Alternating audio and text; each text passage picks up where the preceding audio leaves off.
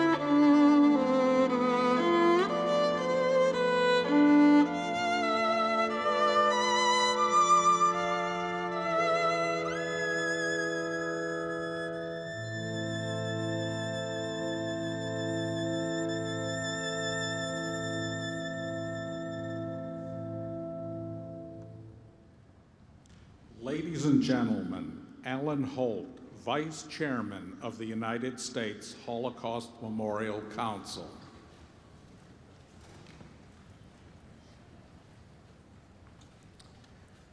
Good morning. Every year, we begin this ceremony with a tribute to the American soldiers who, along with our allies, courageously fought to defeat Nazi Germany and its collaborators. And every year, there are fewer veterans. Our veterans will eventually pass from the scene, but the United States Holocaust Memorial Museum shall never forget them. Never.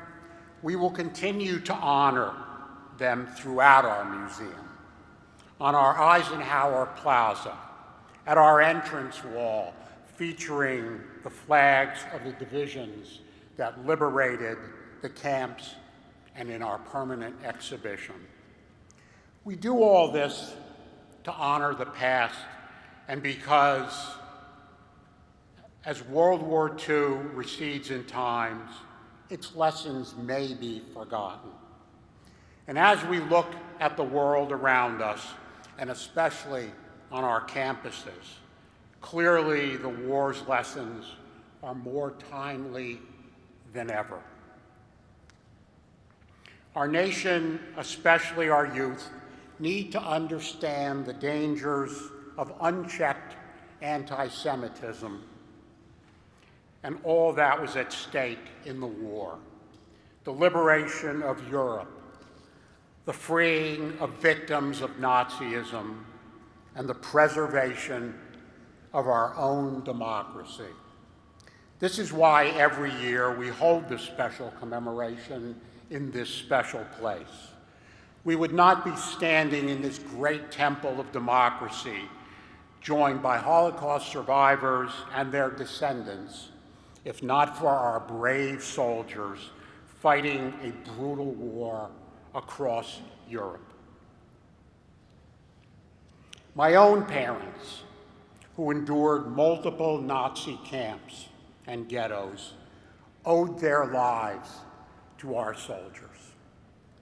America's victory over Nazism was made possible by the success of the ambitious D-Day invasion, whose 80th anniversary we will commemorate in just 1 month. Led by General Eisenhower, it remains the largest seaborne invasion in history. It enabled the defeat of Germany that took 11 months to achieve. And during those 11 months, hundreds of thousands would be killed. American soldiers and allies, Jewish men, women, and children, and other victims of Nazism. But remember this, by D-Day, the Nazis had already killed 5 million Jews. Because, as we know, the Nazis waged 2 wars, a military war to dominate Europe and a genocidal war against the Jews, as well as other racial and political enemies, such as Roma, Slavs, people with disabilities, and gay men. Our brave soldiers, the first eyewitnesses to the Holocaust, not only defeated Nazism, they shared the truth about the unprecedented crimes. The crimes seemed unbelievable. These soldiers told our nation that we must believe, that the unthinkable is possible. The World War II generation is often called the greatest generation. Our fellow Americans made numerous sacrifices as they came together from every political persuasion and every part of the country to support each other, to fight the war, and protect our democracy. We must never forget what they did and why. We must never forget how much we owe them, we must never forget the essential lesson they teach us, that when democracy and freedom are at stake, when hatred is rampant, complacency is never an option. Thank you.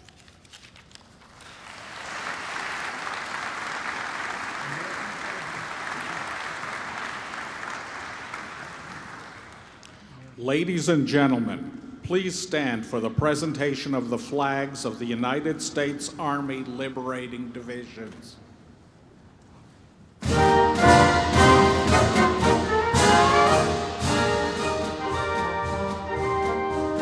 First Infantry Division, Falkenau an der Eger.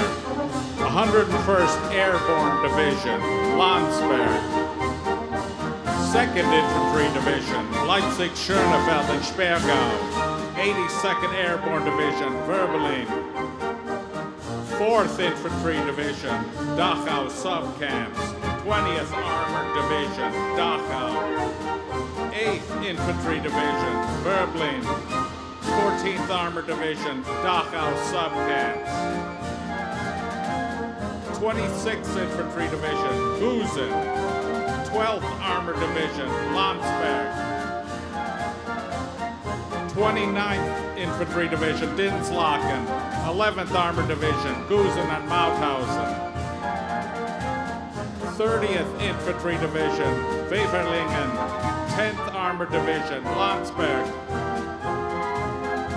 36th Infantry Division, Kaufering Camps. 9th Armored Division, Falkenau an der Eger. 42nd Infantry Division, Dachau. 8th Armored Division, Halberstadt-Zwieberge. 45th Infantry Division, Dachau. 6th Armored Division, Buchenwald. 63rd Infantry Division, Kaufering Camps.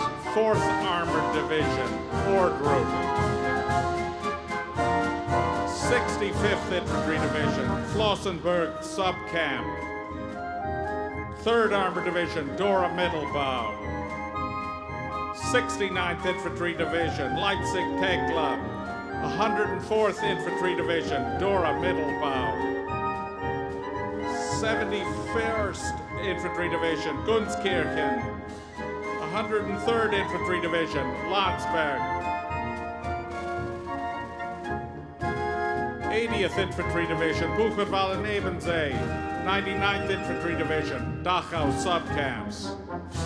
83rd Infantry Division, Langenstein. 95th Infantry Division, Werl. 84th Infantry Division, Allem and Salzwedel. 90th Infantry Division, Flossenburg. 86th Infantry Division, Attendorn. 89th Infantry Division, Ordrup.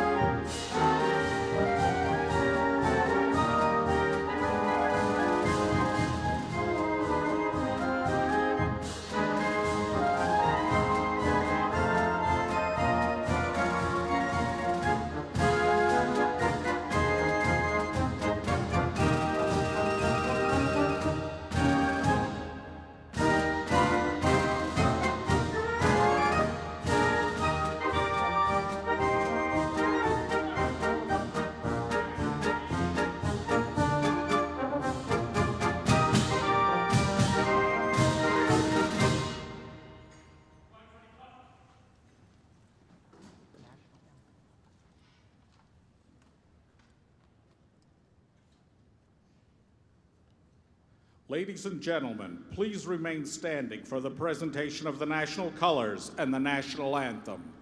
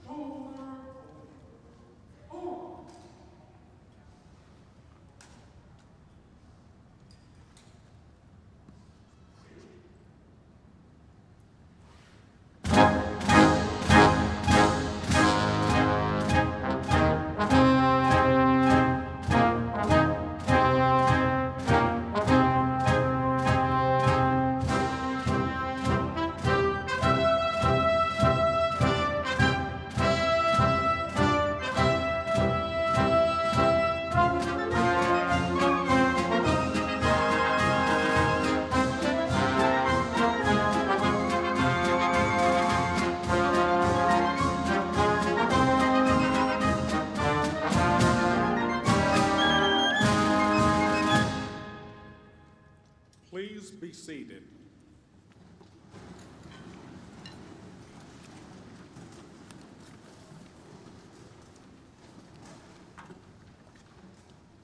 Ladies and gentlemen, the Honorable Mike Johnson, Speaker of the United States House of Representatives.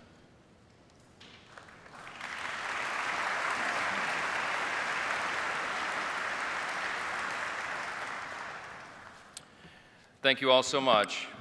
Chair Eizenstat, Vice Chair Holt, Mr. Foxman, Director Bloomfield, Leader Jeffries, President Biden, most importantly, to all of our Holocaust survivors, welcome to the United States Capitol. You honor us by your presence today, all of you. Thank you. We're here during the Days of Remembrance and also Jewish American Heritage Month, and on the anniversary of the Nazis' unconditional surrender to remember and to reflect. As part of Congress's mandate for the Holocaust Memorial Museum, this event is hosted every year because memories teach us. As it's been said, those who fail to learn from history are doomed, of course, to repeat it. Director Bloomfield has been leading the museum for over a quarter century now. And if you have a chance to go on a tour with her and ask her what keeps her going, she'll say something like this, which is a certain truth. Democracy is fragile. We have to remember that. And we're all capable of falling prey to our worst impulses. By the turn of the 20th century, Germany was a thriving democracy. They were on the cutting edge of technology. They had a strong economy. They were highly educated. But that did not stop evil and darkness from overtaking that country. German universities, like those at Strasbourg, were at the heart of Renaissance and intellectual life. But it was at those same elite centers of learning where Jewish faculty and students were suddenly expelled, where anti-Jewish courses were introduced, and where professors performed horrific pseudoscience experiments on Jewish people brought from nearby concentration camps. We remember what happened then, and now today, we are witnessing American universities quickly becoming hostile places for Jewish students and faculty. The very campuses which were once the envy of the International Academy have succumbed to an anti-Semitic virus. Students who were known for producing academic papers are now known for stabbing their Jewish peers in the eyes with Palestinian flags. Faculty who once produced cutting-edge research are now linking arms with pro-Hamas protesters and calling for a global intifada. Administrators who were once lauded by their peers for leadership are now barring Jewish faculty and choosing not to protect their Jewish students. And these Jewish students are physically threatened when they walked on campus as their peers hold posters repeating the Nazi propaganda in the program, The Final Solution. Now is a time for moral clarity, and we must put an end to this madness.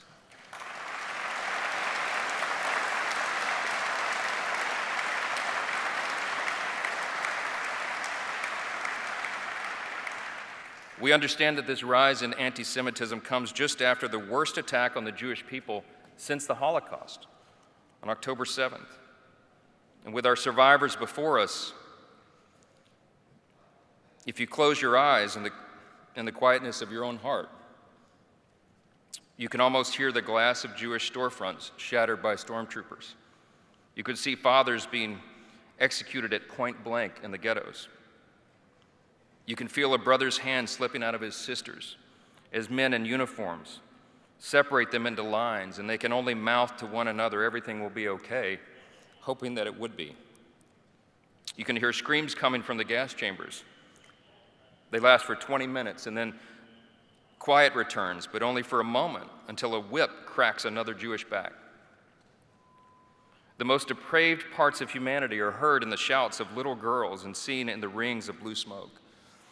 And then you reopen your eyes, hoping the memories of that nightmare will finally go away. But now you're met with new images of young Jewish girls gunned down at a music festival. Infants once held tightly in their mother's arms are thrown into ovens and cooked alive. Little boys are murdered by men carrying black, red, and green flags. Elderly women are raped, not by men speaking German, but Arabic. The wail of children pierces through nearby gunfire, a cry that only comes from watching a father being slaughtered. And across Israel, bodies are burned beyond recognition. Just as in 1940, this violence was perpetrated by those who hate the Star of David. It is uncomfortable for us to be so graphic, but we must be graphic right now because the threat of repeating the past is so great. We have to remember, we have to look evil directly in the face because some things are so wrong. Some are trying to downplay and justify what happened on October 7th. Some are even blaming Israel for the barbaric, inhuman attacks. There are some who would prefer to criticize Israel and lecture them on their military tactics. They would rather do that than punish the terrorists who perpetrated these horrific crimes. In Israel's greatest moment of need, when it is quite literally fighting for its existence as a nation, we have to do all that we can, everything within our power, to ensure that evil does not prevail. This is a time for all of us to come together. And it's in these troubling times we must look to this audience, to the survivors of the Holocaust and their descendants, to help us remember and to bear witness. Several weeks ago, I am very proud to report to you that the United States Congress overwhelmingly passed security assistance to Israel to help protect its borders. That's right.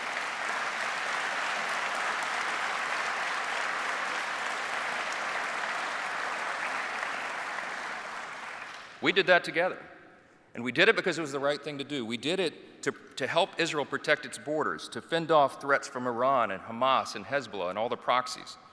I was proud to pass that package after months of conversations with Prime Minister Netanyahu, with the ambassadors and all the people there who are trying to defend their nation against the threats that are facing them. And now I think it's very important that we deliver that critical assistance without any delay at all.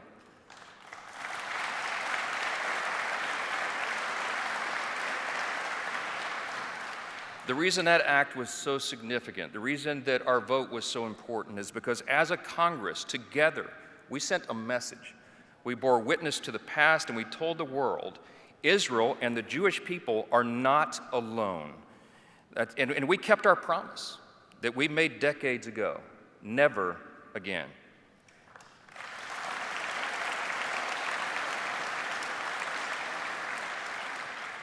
In my hometown of Shreveport, Louisiana, there's a sweet lady named Rose Van Tyne. She bore witness to what she saw in Auschwitz, and she's gone into classrooms and she's taught new generations of students about the horrors of the Holocaust.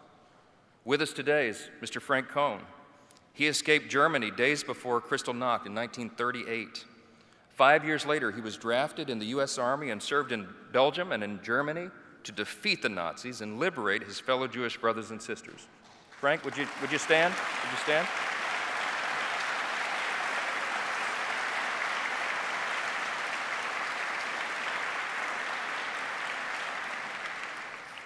Today, we emulate folks like Rose and Frank and all those in this audience who witnessed the great horrors of the 20th century. And we also recommit to the decades-old promise, never again. All of us commit to that, never again. When our government knew what was happening to the Jewish people, when the Axis powers were aligning and invading, we chose to respond only after freedom was lost. Not today. Today, we must act decisively in this moment. And we must teach the next generation. Correct those who deny the facts of the Holocaust or October 7. We must protect our Jewish students, and we must give our full-throated, unequivocal support to the nation of Israel.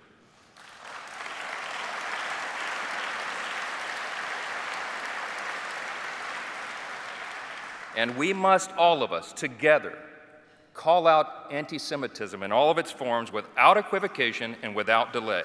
This is our moment.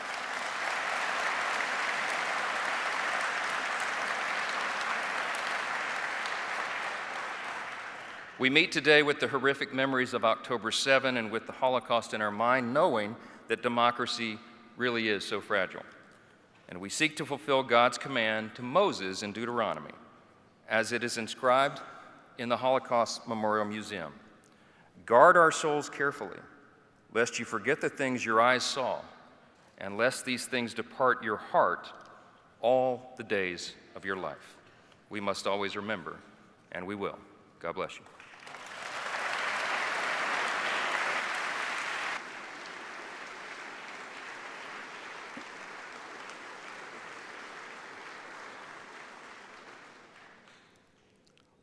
Ladies and gentlemen, the Honorable Hakeem Jeffries, Democratic Leader of the United States House of Representatives.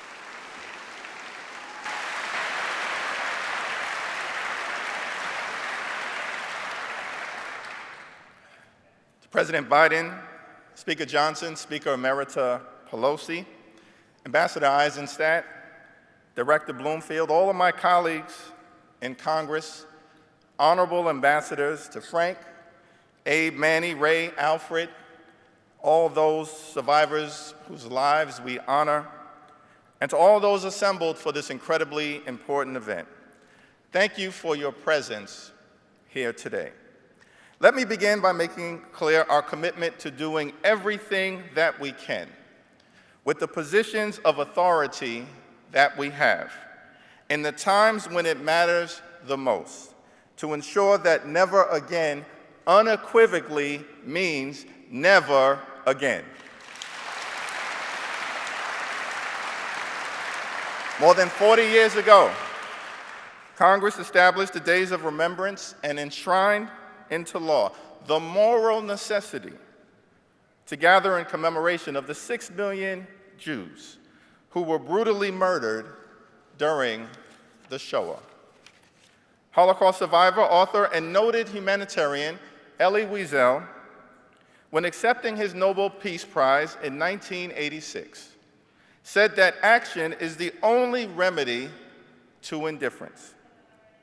And he made clear that indifference is the most insidious danger of all. This is a day for remembrance and action, a day to honor the memory of all those murdered by the evil Nazi regime. It's a day to honor the Holocaust survivors like Eva Cooper from New York City, and so many others who endured and escaped unconscionable atrocities. It's a day to recommit to the struggle against indifference.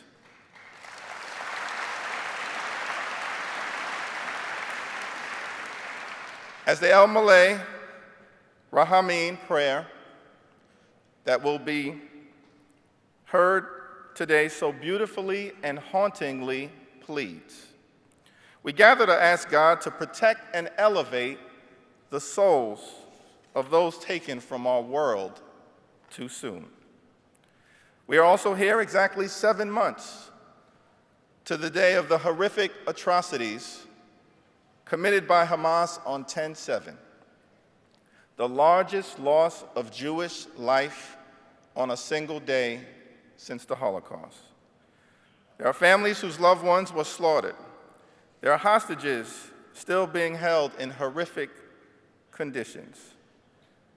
And we are witnessing a deeply disturbing rise in anti-Semitism on campuses throughout the country and in the world.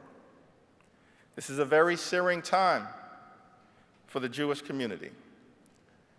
Systematic oppression has been a reality of Jewish life for thousands of years, having to endure expulsions, pain, pogroms, persecution, prejudice, and the horrors of the Holocaust, a previously unthinkable crime against humanity. Last Sabbath, Jewish communities across the world read the Torah portion, which followed the tragic deaths of Aaron's 2 sons, Nadav and Avihu. During this moment of great vulnerability, Aaron receives instructions from God that he, as the high priest, must carry out during the Yom Kippur service. We learn from God and Aaron that Jewish life, practice, and community must continue in the face of horrific tragedy. Aaron embodies what it means to be resilient when confronting immense pain. Today, in partnership with the Jewish community, we recommit to carrying on with strength and resilience. We recommit to the remembrance of the Holocaust. We recommit to the principle of never again, and we recommit to eradicating anti-Semitism whenever and wherever it rears its ugly head.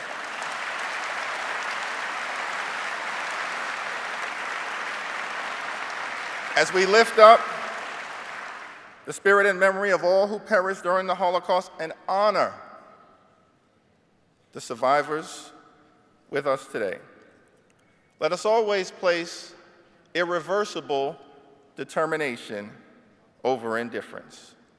The effort to combat anti-Semitism is not a Democratic issue or a Republican issue. It's an American issue. We must crush anti-Semitism along with racism and sexism, Islamophobia, xenophobia, homophobia, and all other forms of hatred together. That's the American way. Together. And together, we will defeat anti-Semitism with the fierce urgency of now. That's a moral necessity. God bless each and every one of you. God bless the survivors. May God bless the United States of America.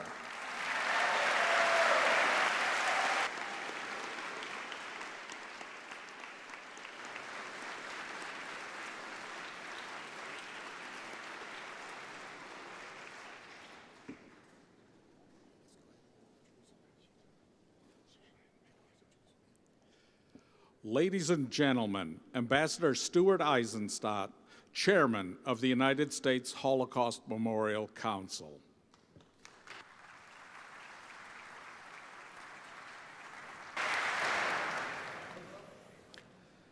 For the Jewish community in our country and around the world, these solemn days of remembrance come at a particularly fraught time.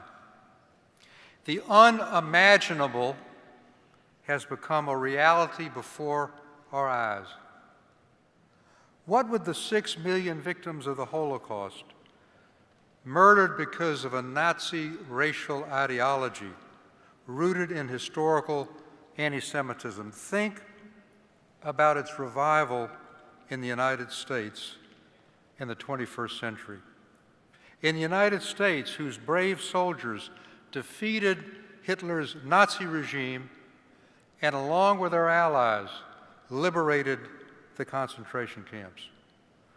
What do the aging eyewitnesses, the 245,000 Holocaust survivors around the world, almost 40,000 in our own country, think when they witness a rise of anti-Semitic outbursts, harassment, threats, and violence on our campuses, in the land of the free and the home of the brave, evoking what they witnessed as young girls and boys in Nazi-occupied Europe? What do they make of the fact that for the last several years before October 7th, police guards were necessary at synagogues and Jewish day schools and community centers? How do they come to terms with seeing so many young people justify Hamas's brutality, which carried out the greatest single-day loss of Jewish lives in Israel since the Holocaust? How do we best honor the memory of those who died at the hands of the Nazis, 6 million men, women, and children? At the outbreak of World War II, September 1st, 1939, there were 17 million Jews in a world of 1 billion. Now, there are only 15.7 million in a world of 8 billion. But sheer numbers mask the loss and the Holocaust of the flower of Jewish religion, culture, the arts, science, and yes, those eking out a living in small shtetls but preserving their Jewish heritage. We should honor them in the following ways. First, we owe it to the 250,000 Holocaust survivors to do all we can to assure that in their remaining years they live in a dignity denied them in their youth. And yet, despite generous reparations payments by post-war Germany, which I've helped negotiate, those going back to 1952, today 90%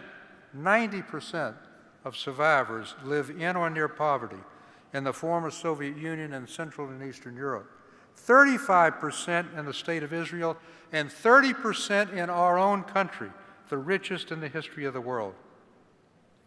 Joe Biden, when he was vice president, championed a U.S. government program to help survivors. But we all owe it to aging survivors to do more to assure that they are well taken care of.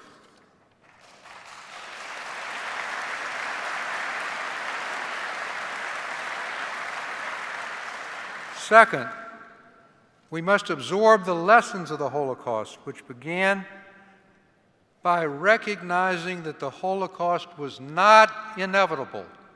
It was not inevitable. Early action against discrimination and intimidation and aggression is essential, whether abroad or on our college campuses. Hitler's original goal was not the final solution, to kill all European Jews.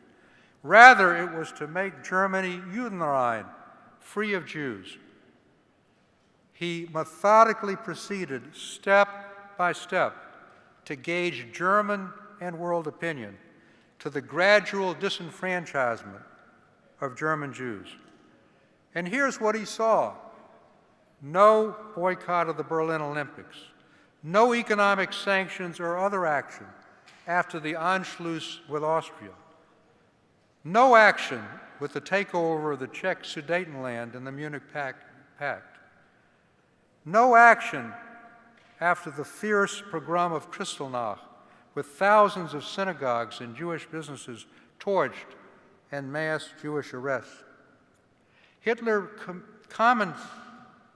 specifically commented on the failure of the 1938 Avian Conference, called by President Roosevelt to deal with German Jewish refugees seeking to escape the Nazis' grasp, but failing to lift immigration quotas, and the barring in 1939 of the SS St. Louis with over 900 Jewish refugees waiting for 3 days to land in Miami Harbor and being turned back.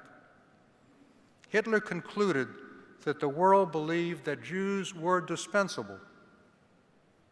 Once World War II began, the Roosevelt administration knew from multiple sources, documented by our Holocaust Museum and other scholars, of the mass murder of the Jews, but failed to take special action to save Jews and other minorities. Our museum's special exhibit, Americans in the Holocaust, revealed that the State Department kept as many Jewish refugees out of America as possible, and frankly, this reflected the views of a majority of the American public, despite their knowing of and opposing the Nazi terror against the Jews. In 1944, in the U.S. Treasury Department, in which I had an office, the staff of the Treasury Department presented to Treasury Secretary Morgenthau a remarkable report, unlike that I think any agency has ever presented to the head of a major department. It was entitled, "The Acquiescence of This Administration in the Murder of the Jews." The staff of the Treasury Department presented that to the Secretary. And this finally led President Roosevelt to create the War Refugee Board that saved tens of thousands of Jews, but not soon enough to save the last large Jewish community. In less than 2 months, more than 430,000 Hungarian Jews were deported to Auschwitz. By the time our brave soldiers stormed the beaches of Normandy on D-Day, June 6, 1944, of the 6 million European Jews who would be killed, 5 million had already been murdered. President Biden and the bipartisan leadership of the Congress, with the leadership of the Speaker of the House, Speaker Johnson, Minority Leader Jeffries, and the Senate, are to be congratulated for taking the lessons to heart of World War II and the Holocaust about the threat of unchecked aggression by continuing aid to Ukraine's defense of democracy against Vladimir Putin, who has repeatedly publicly distorted and exploited the Holocaust, and at the same time passing aid to Israel at its moment of greatest threat, a threat from Hamas and other terrorist organizations who do not seek a peaceful solution to the Palestinian-Israeli dispute, but rather to eliminate Israel root and branch as a Jewish state. At home, the Biden administration launched last year, well before October 7th, the nation's first national strategy to counter anti-Semitism, involving all federal departments and agencies. And just a few days ago, again with the leadership, bipartisan, of the Speaker and the leader, the House of Representatives passed the Bipartisan Anti-Semitism Awareness Act to clarify the definition of anti-Semitism. We thank you.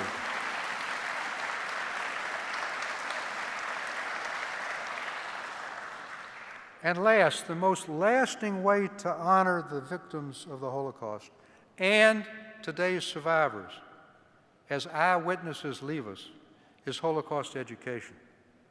To combat those who deny, denigrate, or distort the Holocaust, and to make clear to future generations what can happen when anti-Semitism goes unchecked, which threatens us today. To remember the power of propaganda, first used on a mass basis on radio by the Nazis, but now virulent on our own social media. To learn the need to protect democracy and the rule of law from assault, and the possibilities for each of us, and particularly our young people, as they start their life, to make the right choice, to take the path that rescuers took during the Holocaust, and our museum recognizes them, but not to be indifferent or to choose to follow Hitler down the abyss. But on these days of remembrance, Holocaust survivors are telling us an inspirational story. It's a story of resilience. It's a story of fierce resolve to never give up and never give in. It's a story of rebuilding.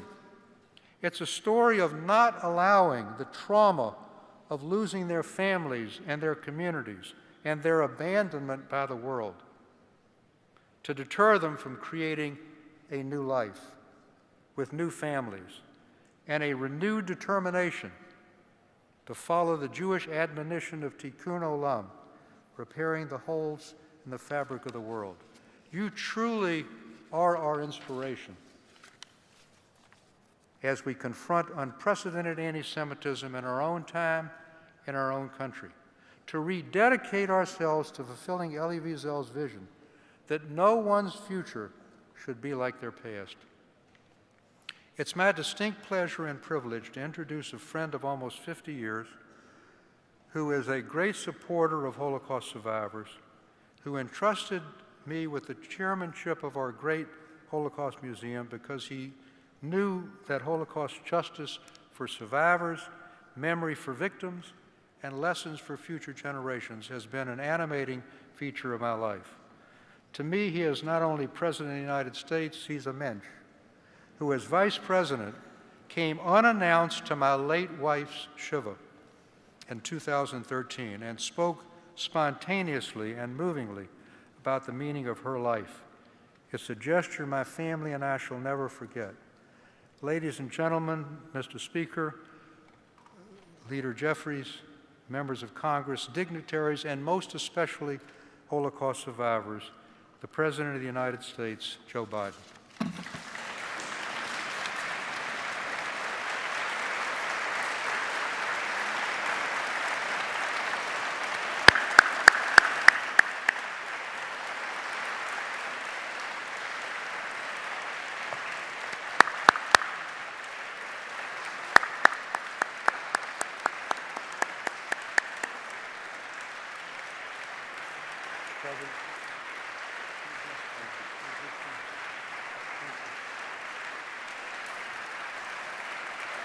Thank you.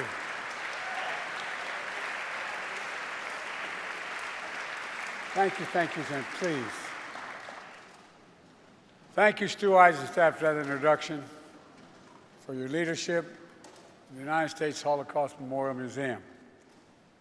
You're a true scholar and statesman and a dear friend. Speaker Johnson, Leader Jeffries, members of Congress, and especially the survivors of the Holocaust. My mother were here, she'd look at you and say, God love you all. God love you all. Abe Foxman and all other survivors who embody absolute courage and dignity and grace are here as well. During these sacred days of remembrance, we grieve, we give voice to the 6 million Jews who were systematically targeted and murdered by the Nazis and their collaborators during World War II. We honor the memory of victims, the pain of survivors, the bravery of heroes who stood up to Hitler's unspeakable evil, and we recommit to heading and heeding the lessons that one of the darkest chapters in human history, to revitalize and realize the responsibility of never again. Never again, simply translated for me, means never forget. Never forget. Never forgetting means we must keep telling the story. We must keep teaching the truth. We must keep teaching our children and our grandchildren. And the truth is, we're at risk of people not knowing the truth. That's why growing up, my dad taught me and my siblings about the horrors of the Shoah at our family dinner table. That's why I visited Yad Vashem with my family as a senator, as vice president, and as president. And that's why I took my grandchildren to Dachau so they could see and bear witness to the perils of indifference, the complicity of silence in the face of evil that they knew was happening. Germany, 1933. Hitler and his Nazi party rise to power. by rekindling one of the world's oldest forms of prejudice and hate, anti-Semitism. His rule didn't begin with mass murder. It started slowly across economic, political, social, and cultural life. Propaganda demonizing Jews, boycotts of Jewish businesses, synagogues defaced with swastikas, harassment of Jews in the street and in the schools, anti-Semitic demonstrations, pogroms, organized riots. With the indifference of the world, Hitler knew he could expand his reign of terror by eliminating Jews from Germany, to annihilate Jews across Europe through genocide, the Nazis called the final solution. Concentration camps, gas chambers, mass shootings. By the time the war ended, 6 million Jews, 1 out of every 3 Jews in the entire world, were murdered. This ancient hatred of Jews didn't begin with the Holocaust. It didn't end with the Holocaust either, or even after our victory in World War II. This hatred continues to lie deep in the hearts of too many people in the world, and requires our continued vigilance and outspokenness. That hatred was brought to life on October 7th in 2023. On the sacred Jewish holiday, the terrorist group Hamas unleashed the deadliest day of the Jewish people since the Holocaust. Driven by ancient desire to wipe out the Jewish people off the face of the earth, over 1,200 innocent people, babies, parents, grandparents, slaughtered in their kibbutz, massacred at a music festival, brutally raped, mutilated, and sexually assaulted. Thousands more carrying wounds, bullets and shrapnel from the memory of that terrible day they endured. Hundreds taken hostage, including survivors of the Shoah. Now, here we are, not 75 years later, but just 7.5 months later. And people are already forgetting. They're already forgetting that Hamas unleashed this terror. It was Hamas that brutalized Israelis. It was Hamas who took and continues to hold hostages. I have not forgotten, nor have you, and we will not forget.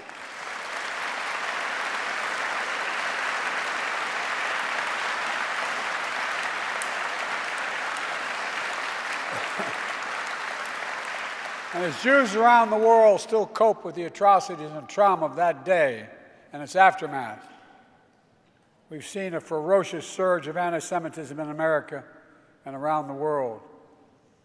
Vicious propaganda on social media. Jews forced to keep their hide, to keep us under baseball hats, tuck their Jewish stars into their shirts. On college campuses, Jewish students blocked, harassed, attacked while walking to class. Anti-Semitism, anti-Semitic posters, slogans calling for the annihilation of Israel, the world's only Jewish state. Too many people denying, downplaying, rationalizing, ignoring the horrors of the Holocaust.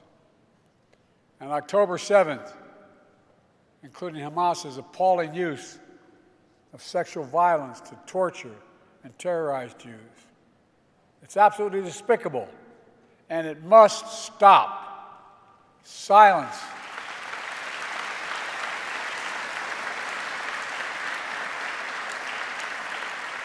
Silence and denial can hide much, but it can erase nothing.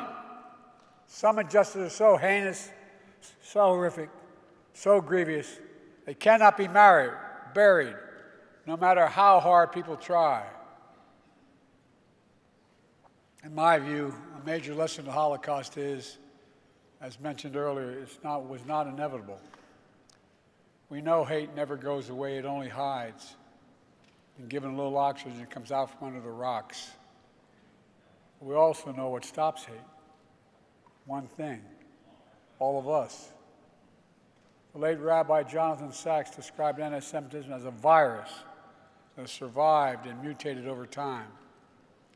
Together, we cannot continue to let that happen. We have to remember our basic principles as a nation. We have an obligation. We have an obligation to learn the lessons of history so we don't surrender our future to the horrors of the past. We must give hate no safe harbor against anyone. Anyone.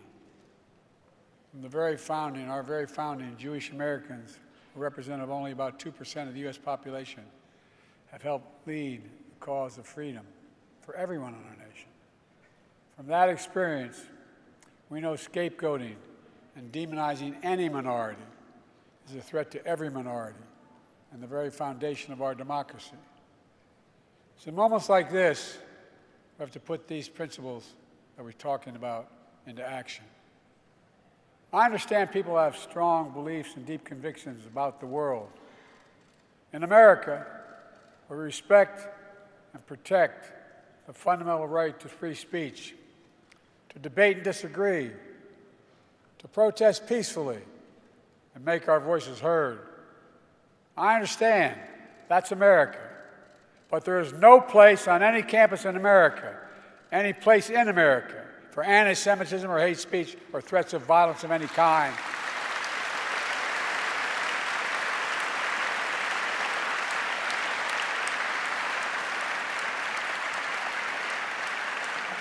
Whether against Jews or anyone else. Violent attacks, destroying property, is not peaceful protest. It's against the law. And we are not a lawless country. We're a civil society. We uphold the rule of law. And no one should have to hide or be brave just to be themselves.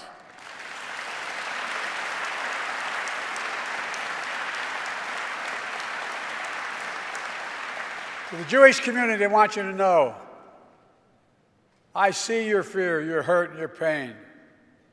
Let me reassure you, as your president, you're not alone. You belong.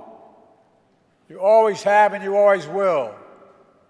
And my commitment to the safety of the Jewish people, the security of Israel, and its right to exist as an independent Jewish state is ironclad, even when we disagree.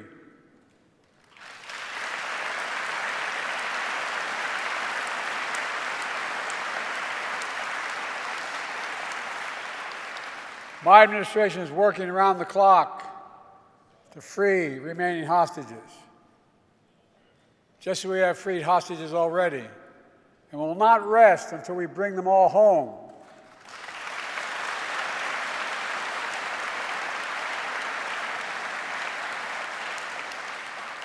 My administration, with our second gentleman's leadership, has launched our nation's first national strategy to counter anti-Semitism that's mobilizing the full force of the federal government to protect Jewish communities. But we know this is not the work of government alone or Jews alone. That's why I'm calling on all Americans to stand united against anti-Semitism and hate in all its forms. My dear friend, and he became a friend, the late Elie Wiesel said, quote, "One person of integrity can make a difference." We have to remember that, now more than ever. Here in Emancipation Hall, the U.S. Capitol, among the towering statues of history, is a bronze bust of Roald Wallenberg. Born in Sweden as a Lutheran, he was a businessman and a diplomat. While stationed in Hungary during World War II, he used diplomatic cover to hide and rescue about 100,000 Jews over a 6-month period. Among them was a 16-year-old Jewish boy who escaped a Nazi labor camp. After the war ended, that boy received a scholarship from the Hillel Foundation to study in America.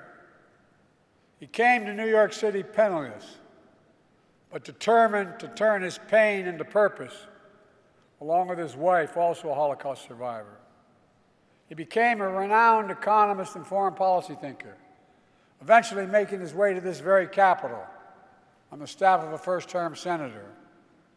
That Jewish refugee was Tom Lantos, and that senator was me. Tom and his wife Annette and their family became dear friends to me and my family.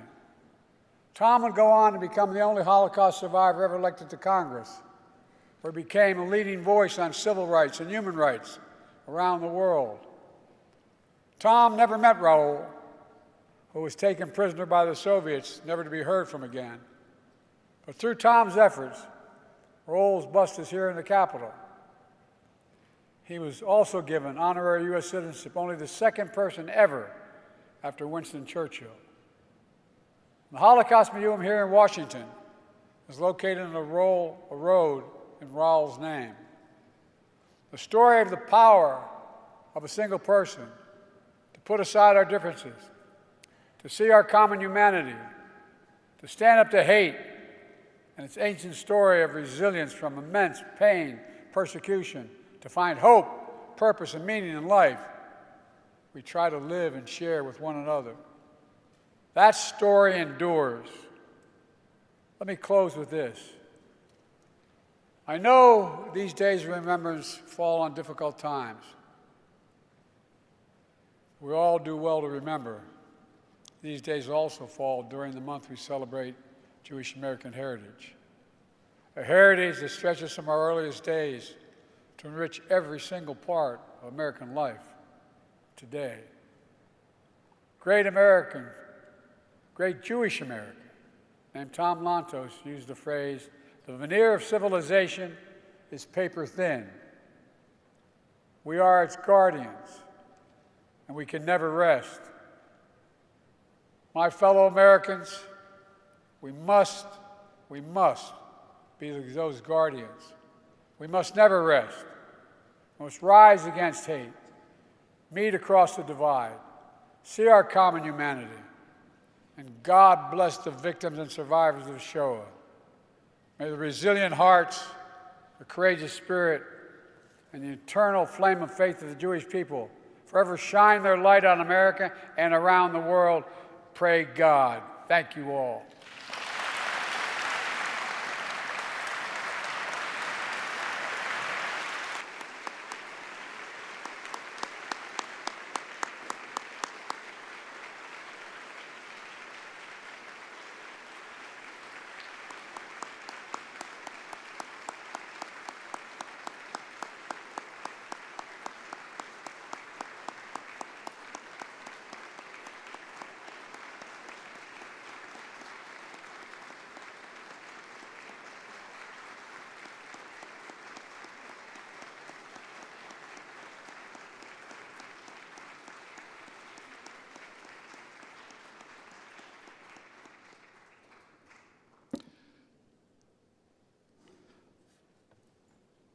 Ladies and gentlemen, the museum's Bringing the Lessons Home program introduces Washington, D.C. area public high school students to Holocaust history and encourages them to share its lessons with their family, friends, and community.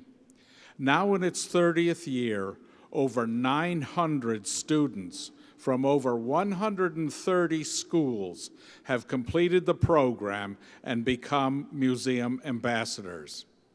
We are gratified to have 6 ambassadors taking part in the memorial candle lighting.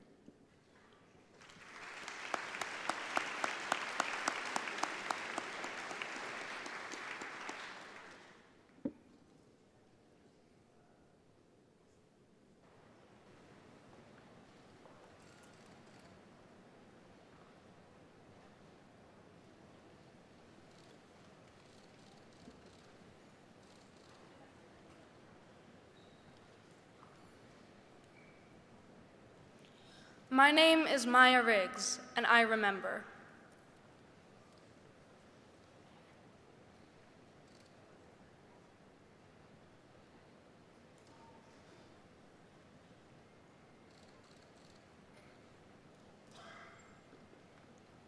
My name is Vivian Monaco, and I remember.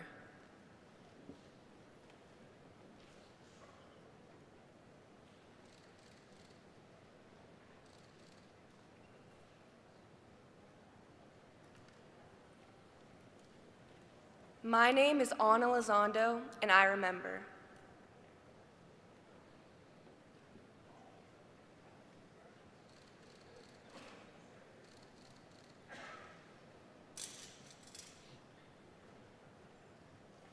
My name is Mia Martin Eskandarani, and I remember.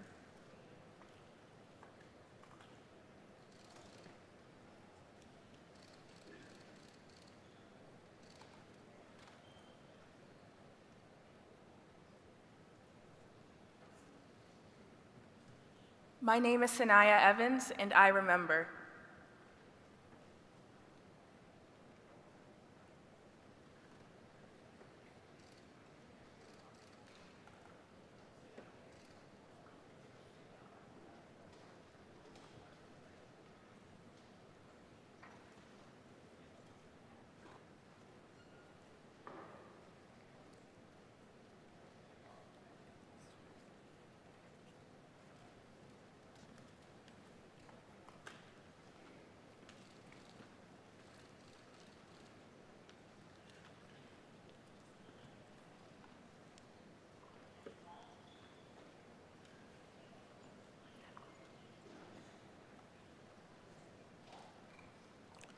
Ladies and gentlemen, we are honored to have more than 30 Holocaust survivors with us today.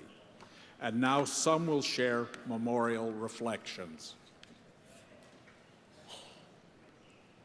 My name is Alfred Munzer.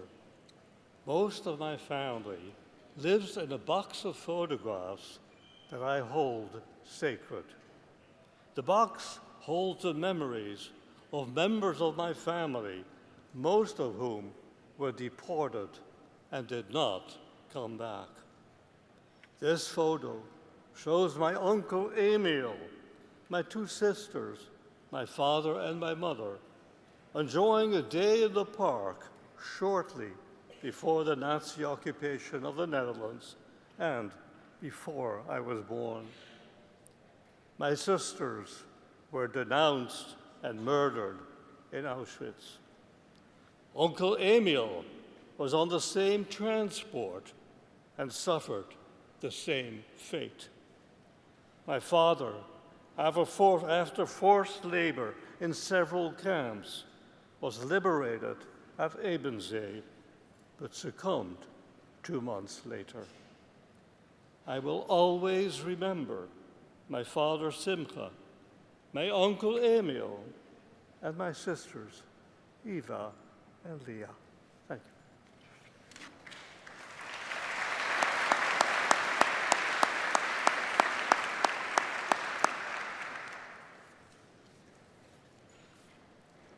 My name is Ray Goldfarb.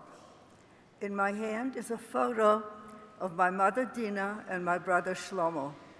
This is the only possession that remains from my life before the Holocaust. The photo had been pulled out of the trash by our neighbor, who wanted a keepsake of our friend who had disappeared. It was given to my mother after liberation, when she returned to our hometown in Poland. My brother was only 4 years old when my mother placed him with a local farmer, but they were betrayed. The farmer was beaten and my brother was killed. I will always remember my brother Shlomo and the 3,000 members of the Jewish community in my hometown.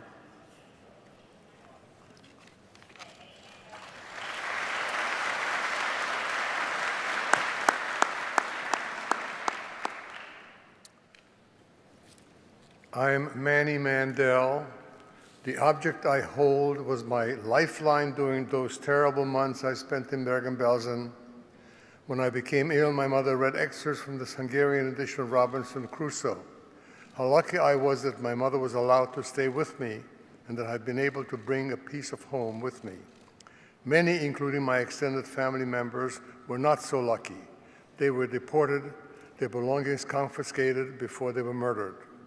I will always remember my grandmother, Rosa Brown Mandel, my maternal grandparents, Rabbi Aaron and Paula Klein, and my 7-year-old cousin, Judith Küsshaber, who were killed in Auschwitz.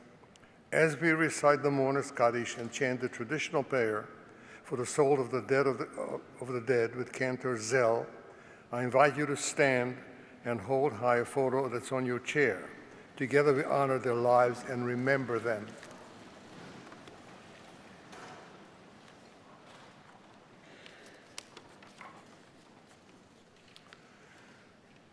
יתגדל ויתקדש שמי רבה, בעולמה דברה קירותי וימליך מלכותי, בחייכון וביומכון ובחיי דכל בית ישראל, בעגלה ובזמן קריב ואמרו אמן. יהי שמי רבה מבורך, לעולם ולעולמי עולמיה. יתברך וישתבח ויתפאר ויתרומם ויתנשא, ויתהדר ויתעלה ויתהלל שמי דקודשה בריחו. לעילה ננקול ברכתה ושירתה, תושבחה פרתה ונחמתה, דאמירן בעולמה ואמרו אמן. יהי שלום רבה מן שמיה, וחיים עלינו ועל כל ישראל ואמרו אמן. עושה שלום במרומיו, הוא יעשה שלום עלינו ועל כל ישראל ואמרו אמן.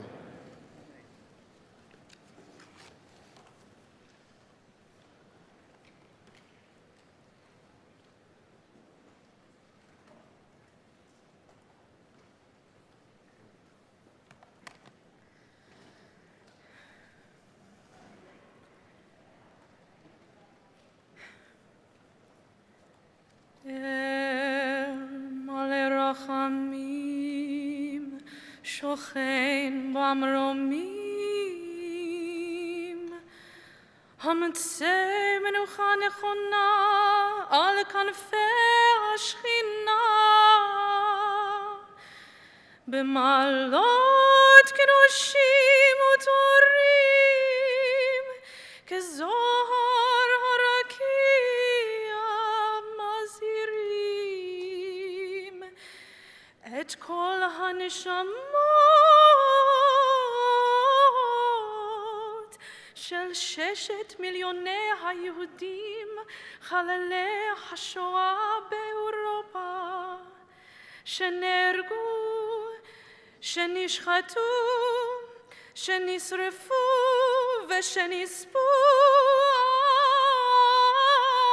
על קידוש השם בידי המרצחים הגרמנים ועוזריהם משאר העמים. באושוויץ, טרבלינקה, מיידנק, מאטהאוזן, ברגן-בלזן, סוביבור ובשאר מחנות השמדה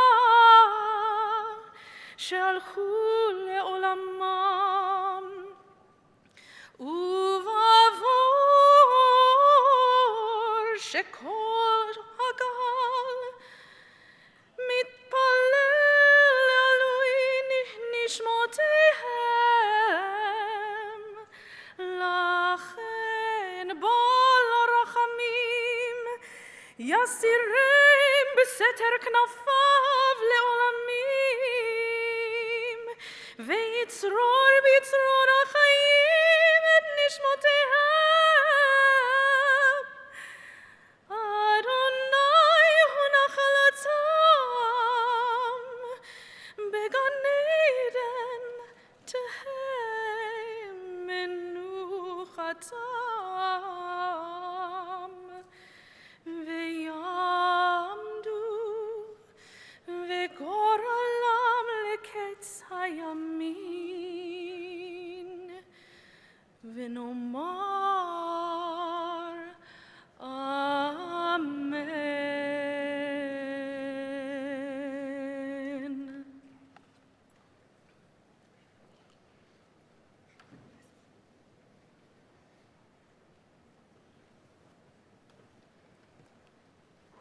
Ladies and gentlemen, Abe Foxman, Holocaust survivor and member of the United States Holocaust Memorial Council.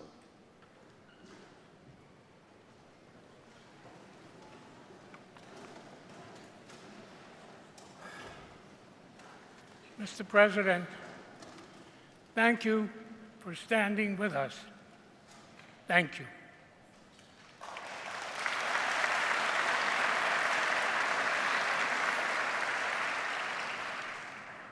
Teure und liebe Brüder und Schwestern, Cheris Hapleto.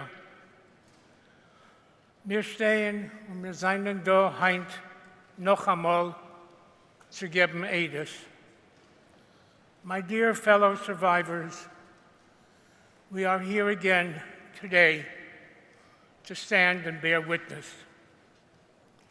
I was born in the wrong time at the wrong place for a Jewish kid. Nazi-occupied Poland in 1940 was not the best place to be born.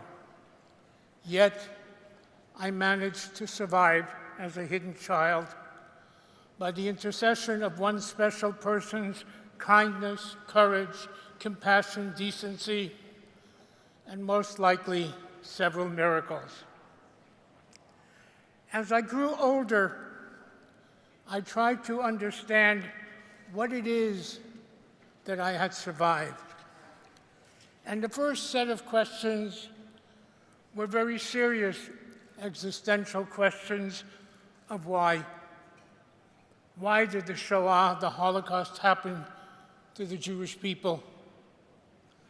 Why did over 1.5 million Jewish children perish? Why was the world silent? And why didn't the Almighty intervene? To those universal questions of why were added very personal questions of why. Why me? Why me? And not the Chanalach, the Shleimalach, the Saralach, the Meshalach. Why me? In that struggle to understand, two facts became clear. One is that the world knew. The world knew. There was no CNN, no Fox, there were no satellite feeds from faraway places, there was no internet, there was no 24/7 news, and yet the world knew. Those in positions of power to make decisions to stop what was happening knew. They knew how many Jews were killed in Lodz, in Baranovich, in Minsk, in Bialystok. They knew what was happening to the Jews. And as Ken Burns in his PBS series revealed to the world, revealed how much America knew and how little it did. So the first lesson for us is to know about anti-Semitism, bigotry, racism, to know who it is that threatens our democracy, our freedoms. It is important that we know, but knowing is not enough. The second thing that became clear to me was that wherever, whenever, however good people said no, whenever good people stood up and said no to hate, Jews lived, gays lived, Roma lived. There was an Oskar Schindler who saved 1,200 Jews. There was a Raoul Wallenberg, a Swedish diplomat, who saved maybe 100,000 Jews. There were 60 diplomats who acted against the wishes of their governments and saved thousands of Jews. There was a Denmark, a Bulgaria, and Albania who saved all their Jews. I stand here today because there was a Polish Catholic lady who could barely read and write, who did not sit down and weigh and measure the risks, and yet risked her life every single day for 4 years to protect the life of another human being, a Jewish child. And her name was Bronislava Kurpi. She baptized me, gave me a false identity, and protected me from her neighbors as well as the Gestapo. So I stopped asking the questions of why and began to ask the questions on the order of what if. What if instead of one Raoul Wallenberg, there were 10,000? What if instead one Oskar Schindler, there were 10,000 Oskar Schindlers? What if this wonderful country of ours had permitted the passenger ship to St. Louis to dock at these shores and unload its cargo of refugees? What if we bombed Auschwitz? What if Canada had found room for 5,000 Jewish orphans? What if we traded trucks for Jews? What if Switzerland would have permitted the entry of Jewish orphans? The Dominican Republic said yes to Jewish refugees. Cuba said yes to Jewish refugees. But America and Canada said no. And sadly, there was no state of Israel to open its doors. Bearing witness also gives me an opportunity to say thank you to my nanny, Bronislava Kurpi, whom I never thanked and whom I never said goodbye to. Dear friends, the Holocaust did not begin with gas chambers. It began with words, ugly words, hateful words, demonizing, degrading, debasing Jews. And those words became ugly, hateful deeds. We need to speak up and out. We need to protest when anyone who is maligned or treated with contempt, no matter who the victim or the perpetrator, especially now when we live in such super polarized environment, politicized with a lack of civility and a lack of truth, enhanced by the so-called miracle, modern miracle of the internet. Jewish tradition teaches us that life and death is in the power of the tongue. 3 times a day, Jews who follow that tradition ask the Almighty, Nitzor Lishoni Mira, keep my mouth from speaking evil.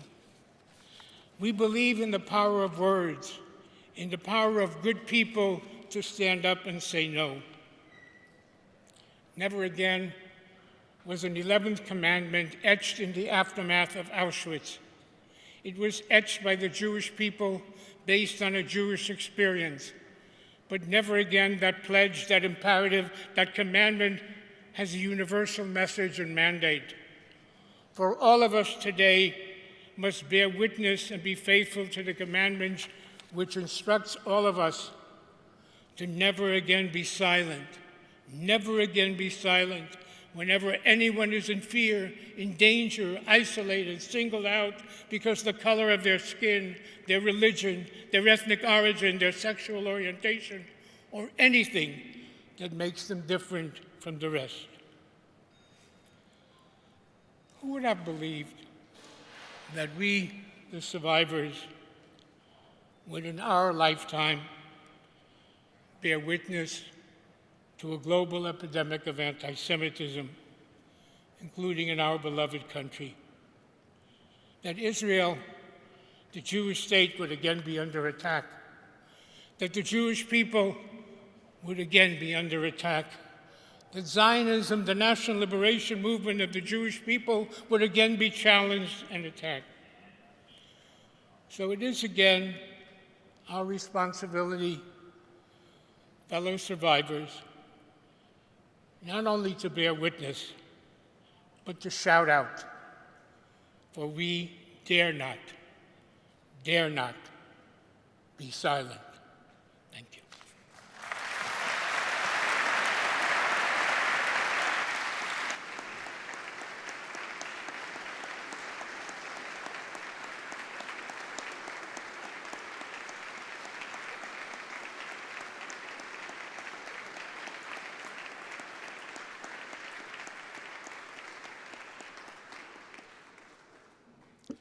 Ladies and gentlemen, Sarah Bloomfield, Director of the United States Holocaust Memorial Museum.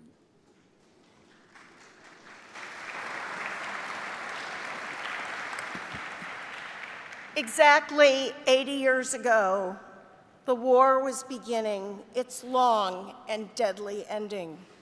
Our soldiers were tirelessly fighting the Germans, who were relentlessly killing the Jews. And yet, at the same time, despite the odds, Jews were courageously resisting. Resistance movements in ghettos organized escapes and uprisings so Jews could flee to fight as partisans. The odds of successful resistance were very, very low, but the determination of the Jews was so very high. This year, we commemorate the 80th anniversary of an astonishing act of resistance at Auschwitz-Birkenau, of all places. Some of the Jews who were forced to operate the crematoria mutinied against their SS guards.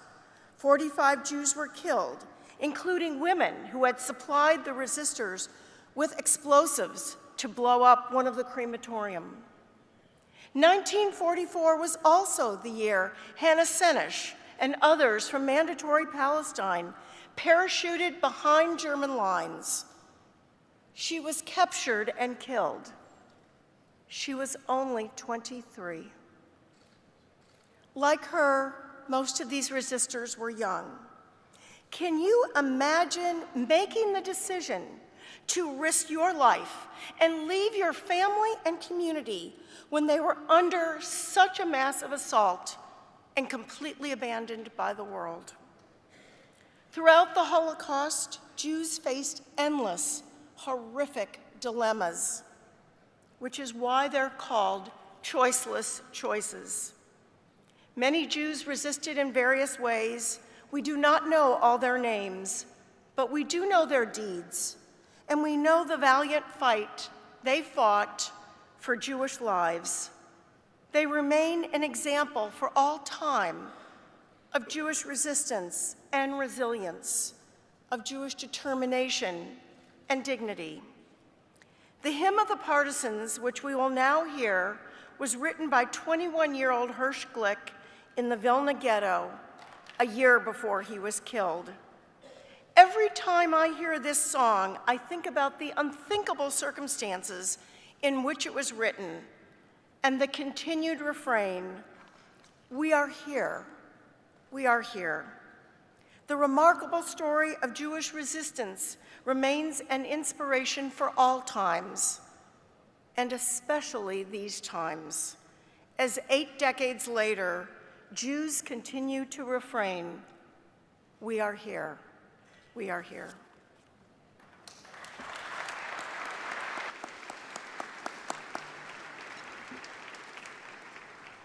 Please stand for the singing of the Hymn of the Partisans, led by cantor Sonia Zell, and the retirement of the division flags.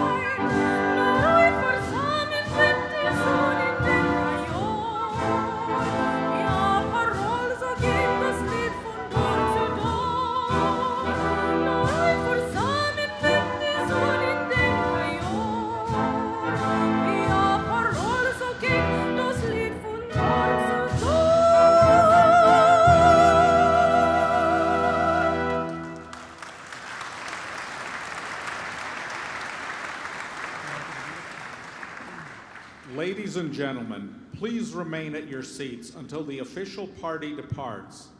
This concludes our program. Thank you for sharing our national commitment to Holocaust remembrance.